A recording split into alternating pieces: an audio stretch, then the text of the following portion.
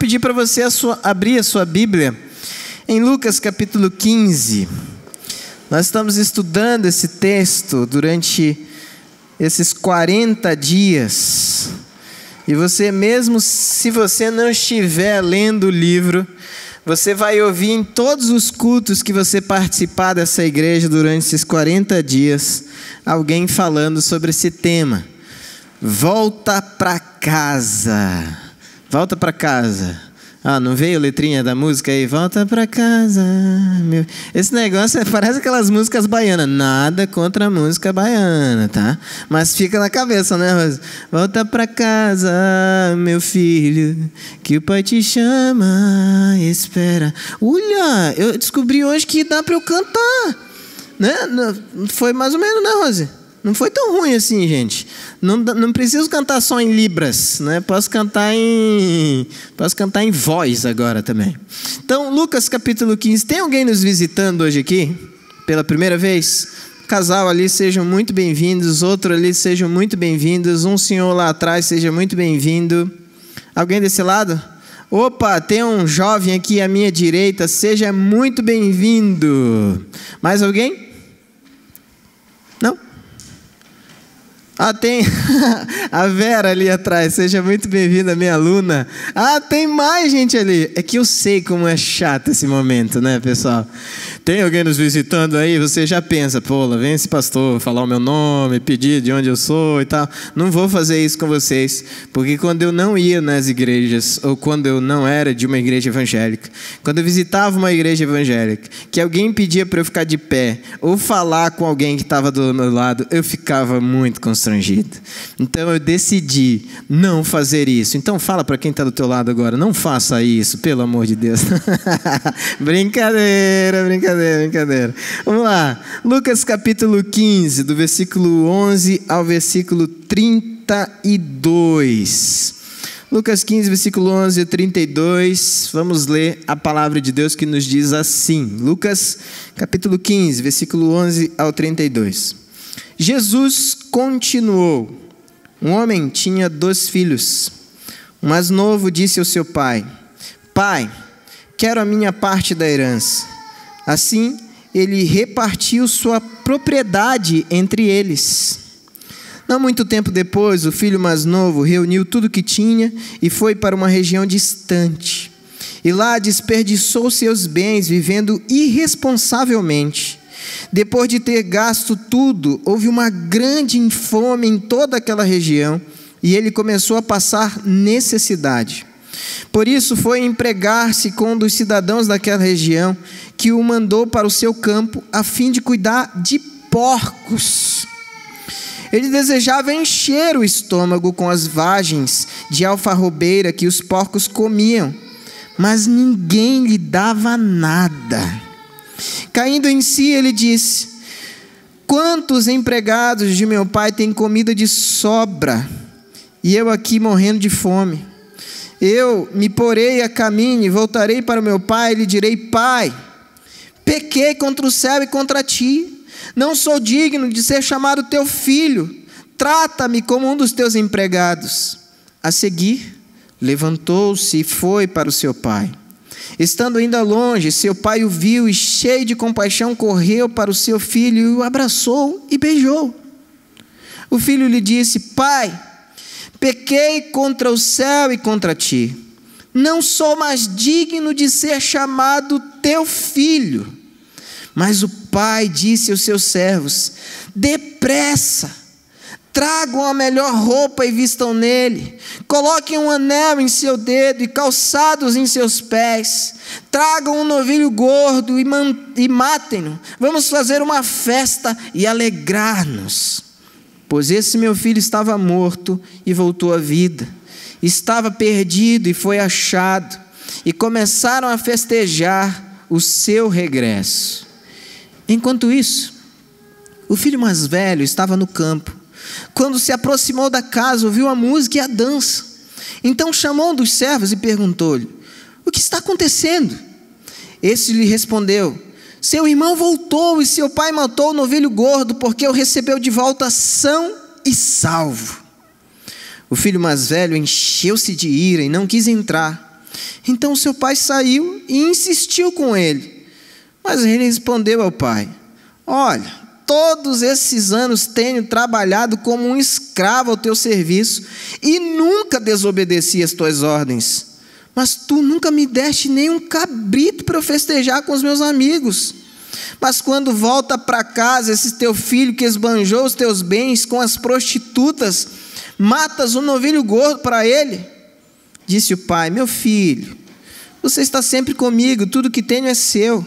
Mas nós tínhamos que celebrar a volta desse teu irmão e alegrar-nos, porque ele estava morto e voltou à vida, estava perdido e foi achado.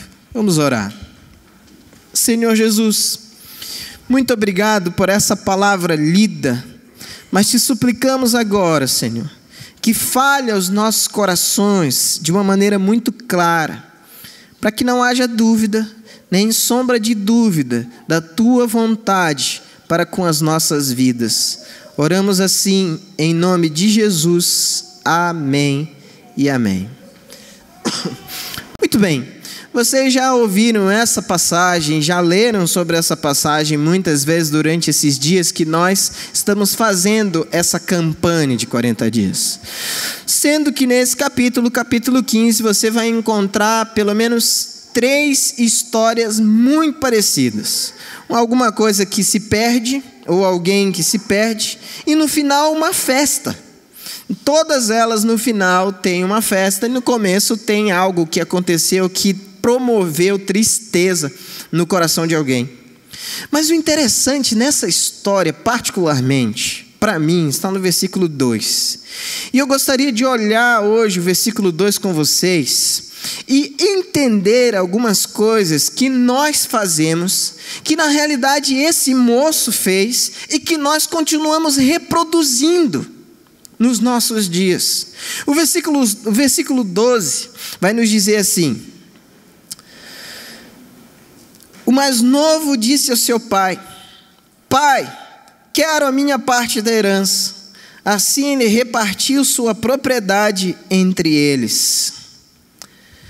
A primeira coisa que nós percebemos quando olhamos para esse versículo é uma coisa que não está tão evidente no versículo: a ofensa que o filho promove com relação ao seu pai. A ofensa do filho com relação ao seu pai. Nessa cultura, quem tinha o direito da herança era o filho mais velho. Mas esse filho mais novo chega para o pai, já desmontando toda a estrutura familiar, e diz assim em alto e bom som: pai, cansei de tudo isso aqui e eu quero a minha parte. Se dá para o senhor acelerar o processo, ou vivo ou morto, isso não me importa muito. O que eu quero é a minha parte. Dá para o senhor me dar? Como é que esse pai ouve isso? Pai, eu não estou nem aí com tudo que o senhor construiu. Pai, eu não quero nem saber se o senhor está vivo ou se o senhor está morto. Não me importa o que o senhor está pensando. Não me importa tudo que o senhor construiu.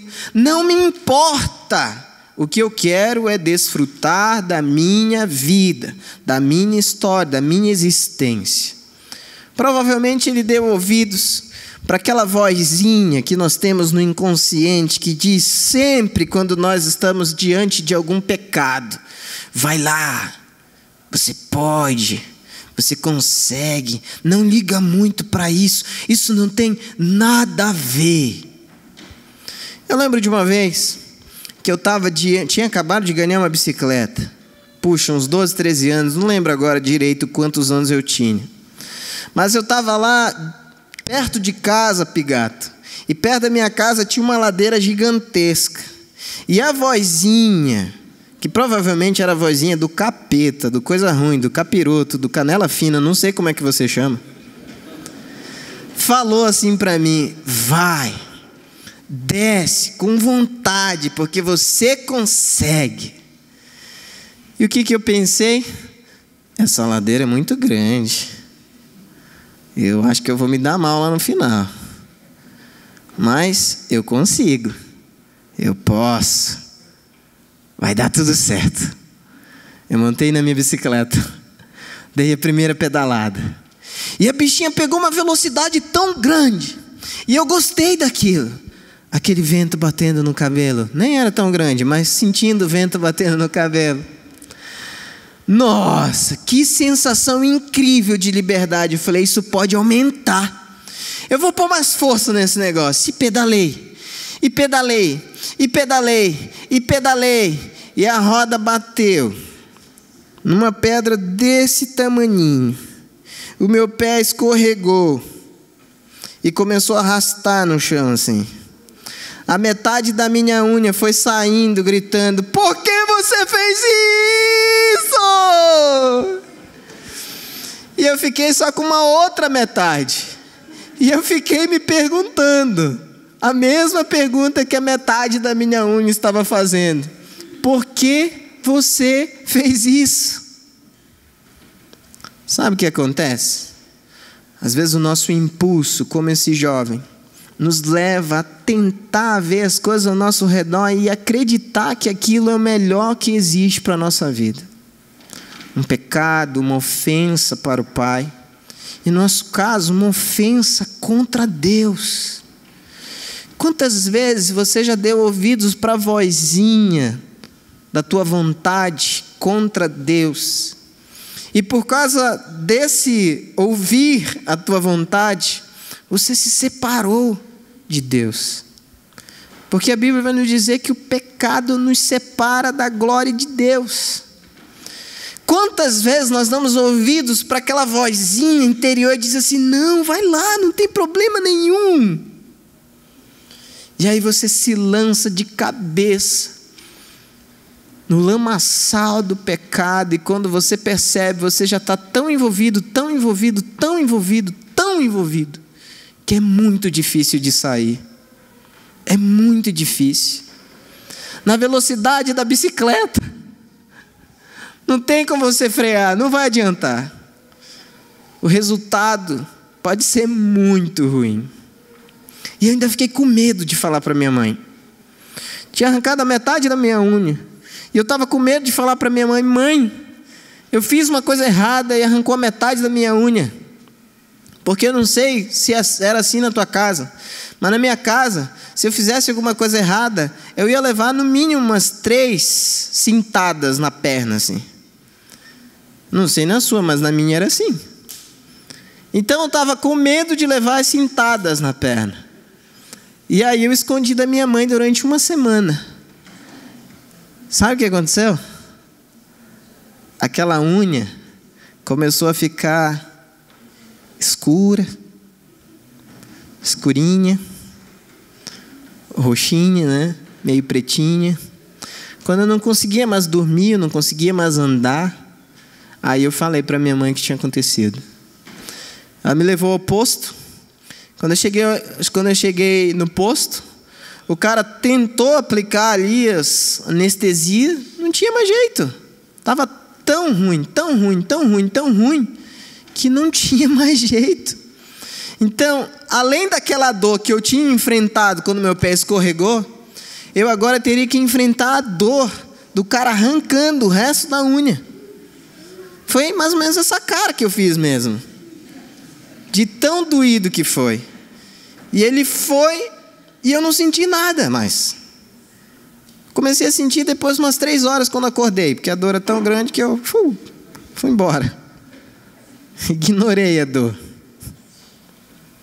E assim, às vezes, o nosso ímpeto, muito parecido com esse jovem, que não se preocupa muito com a honra que nós precisamos oferecer para Deus. Não está muito interessado se todas as coisas, como foi lido aqui, como foi mencionado aqui, pertencem a Deus. Se nós pertencemos a Deus, nós estamos muito mais interessados em satisfazer a nossa vontade. Será que você não vive dessa forma?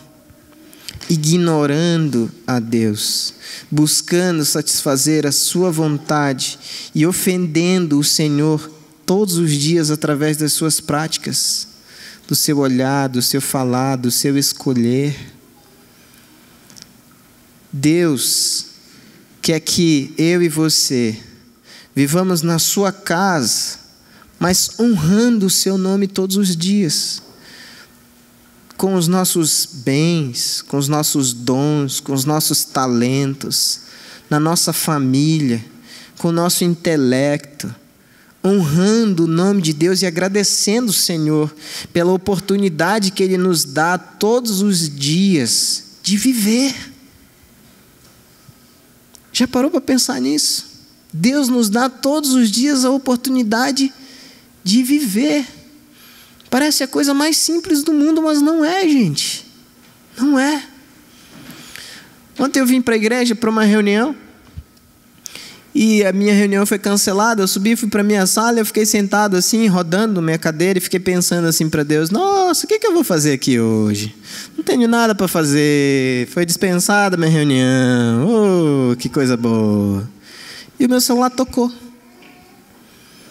Quando meu celular tocou, alguém falou assim: pastor, onde você está? Estou na igreja. Dá para você vir aqui no cemitério municipal? Que o meu tio faleceu e a gente pensou nisso agora. Fazer uma oração com a família e tudo mais. E eu tive que sair daqui meio nas pressas, correndo, para atender uma família. Eu não estava preparado. A família não estava preparada. Ninguém está preparado para essas surpresas desagradáveis da vida, mas que existem, que vão acontecer. Por isso, viva hoje, o teu dia hoje, honrando a Deus da melhor forma possível. Não faça como esse jovem que chegou lá e começou a desmontar toda a estrutura familiar porque ele queria satisfazer a sua vontade.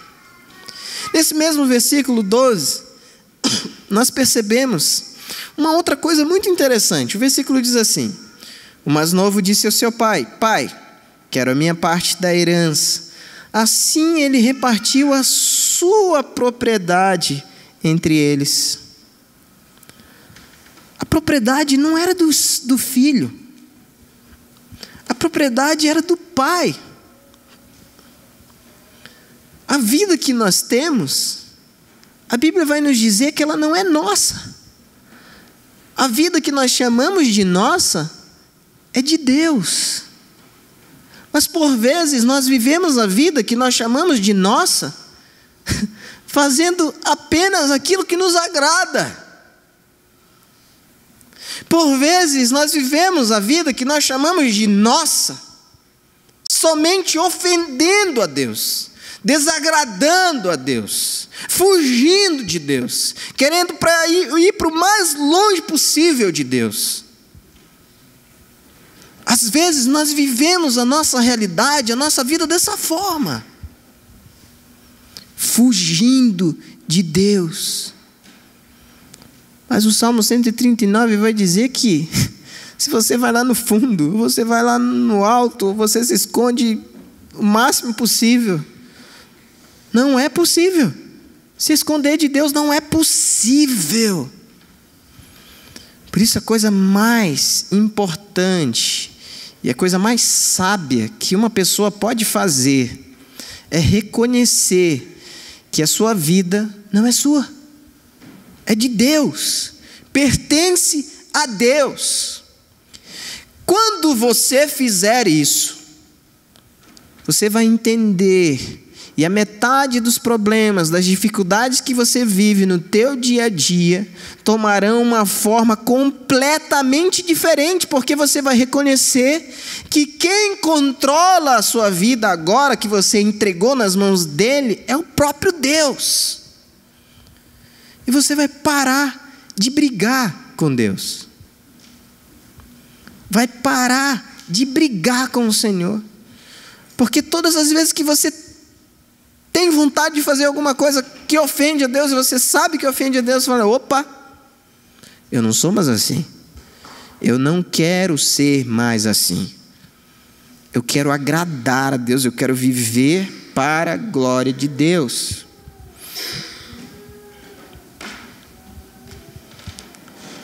A herança não era dele, Mas ele agiu como se fosse tudo dele.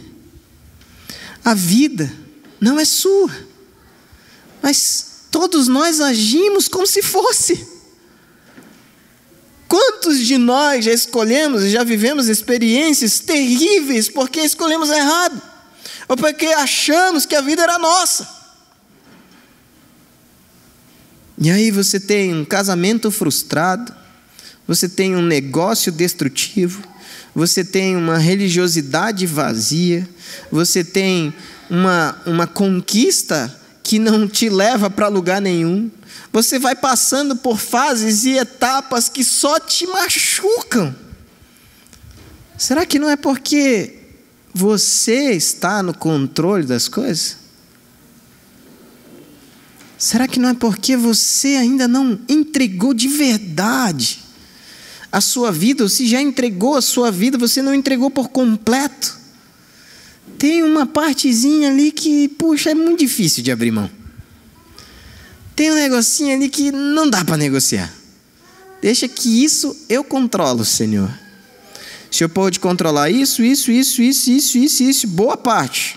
Mas essa partezinha aqui deixa comigo porque eu tenho as manhas. Não é assim. Esse jovem achava que tudo aquilo era dele. Mas não era. A herança era do pai. E mais uma coisa que eu percebo nesse versículo. O mais novo disse ao seu pai: pai, quero a minha parte da herança. Assim ele repartiu sua propriedade entre eles. O pai repartiu, mesmo assim. Como se ele estivesse dizendo para o filho: tudo bem, eu vou deixar que você viva a sua vontade. E eu espero que você aprenda com isso. Como se fosse uma lição. Tudo bem, eu vou deixar que você faça o que vier na sua telha. E eu vou ficar bem aqui parado, na frente da casa, te esperando. Porque o amor que eu sinto por você é muito superior a essa herança. O amor que eu sinto por você é superior a essa tua vontade, que eu sei que foi um impulso, mas eu quero que você aprenda alguma coisa. Eu sou seu pai, eu quero que você cresça, que você amadureça. Eu fico imaginando que é assim às vezes com a gente também. Nós vamos lá, fazemos a nossa vontade, e aí de repente essas desilusões da vida surgem com tudo, e arrancam a nossa alegria, retiram a nossa paz, tomam conta da nossa esperança, e ela vai diminuindo, ao ponto de desaparecer. Quantas vezes nós já vivemos momentos em que não tinha nem força para orar? Quantas vezes nós vivemos momentos que a Bíblia estava lá aberta talvez, e você não conseguia levar o teu olho até aquela Bíblia e ler uma palavrinha de esperança que seja? Mas fique sabendo que todas as lutas, todas as batalhas que nós enfrentamos até hoje, têm um propósito: nos fazer entender alguma coisa, nos fazer entender alguma coisa. Quando eu vim para cá, em 2005, eu cheguei aqui em Curitiba, a minha mãe separou do meu pai, ou meu pai separou da minha mãe, não dá para saber que tipo de lado era. Eu sei que eu tomei o meu partido, né? Tomei o meu partido, e vim para cá bem mal, assim, malzão mesmo. Só que na sequência minha mãe entrou numa depressão profunda. Só pensava em morrer e só falava em morte. Ela não conseguia ver nada positivo em lugar nenhum. Eu falei: mãe, vem, fica aqui uns dias comigo. A senhora esquece do que está acontecendo aí e tal, dá uma relaxada. E aqui é tão frio, que todas essas coisas ruins vão petrificar. E ela veio. E foi engraçado, porque durante esse período que a minha mãe ficou aqui, ela foi reagindo, sabe? Ela foi reagindo positivamente, se é que eu posso usar esse termo. E quando a minha mãe voltou para a cidade dela, lá em Tomé Açu, no Pará, a minha mãe voltou muito cheia de vontade de fazer as coisas. Aí ela fez vestibular, com 50 anos, passou no vestibular, e aí começou a fazer pedagogia, se formou em pedagogia. E aí minha mãe falou: não está suficiente, eu quero fazer uma pós-graduação. Eu falei: isso mesmo, mãe, vai lá, faz pós-graduação. E a minha mãe fez pós-graduação em Libras. Nem eu tenho pós-graduação em Libras. E a minha mãe é pós-graduada em Libras. Aí um dia minha mãe me liga e fala: não está suficiente, eu vou fazer mais uma pós-graduação. E a minha mãe fez outra pós-graduação. E eu falei: meu Deus, onde que essa velha vai parar? E ela começou a fazer mais outra, e mais outra. Eu liguei outro dia, ela já queria fazer uma outra faculdade. Mas naquele momento de depressão, parecia que ela não ia reagir. Parecia que a vida dela tinha acabado. E aí um dia eu estava falando com ela, perguntei: mãe, o que aconteceu? E ela falou para mim: olha, eu comecei a olhar ao meu redor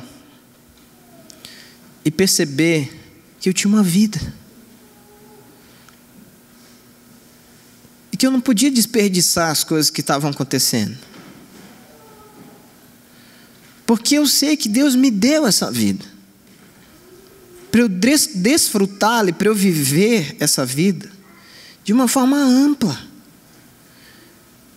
Então eu decidi fazer diferente. Decidi reagir e glorificar o nome de Deus. Puxa vida. A lágrima do baixinho desceu no telefone. Claro que eu disse que foi um cisco, porque eu sou muito orgulhoso, não quis admitir isso. Mas eu fico imaginando que o nosso Pai está nos esperando da mesma forma. Que em meio às lutas da nossa existência, às lutas da nossa vida, Ele quer nos abençoar de tal forma que haja uma reação em nós promovida por Ele, para que o nome dEle seja glorificado através da nossa reação. Porque eu pude ver claramente a ação de Deus na vida da minha mãe. Depois desse conflito terrível, dessa separação terrível. Mas eu sei que Deus quer fazer isso também na minha história. Quer fazer isso também na sua história. Mesmo em meio às lutas terríveis que você tem vivido. Mesmo em meio aos conflitos que te fazem às vezes até pensar em desistir. Quando você não tem forças para praticamente nada. Ele vem e se torna a sua força. Quando você não consegue ver esperança em praticamente nada, Ele vem e se torna a sua esperança. E aí você olha para a comida dos porcos e você lembra: puxa, eu posso voltar para casa. Eu posso voltar a acreditar, porque o amor do meu Pai é muito maior do que todas as besteiras e burradas que eu já fiz até hoje. É muito maior. E Ele estava me ensinando, talvez, me permitindo chegar a essa conclusão, que eu preciso de Deus. Nós precisamos de Deus para a nossa vida, para a nossa vida com Deus, para o nosso trabalho, para a nossa família, para os nossos negócios, para as nossas escolhas, para tudo que envolve o nosso existir. Eu e você precisamos de Deus.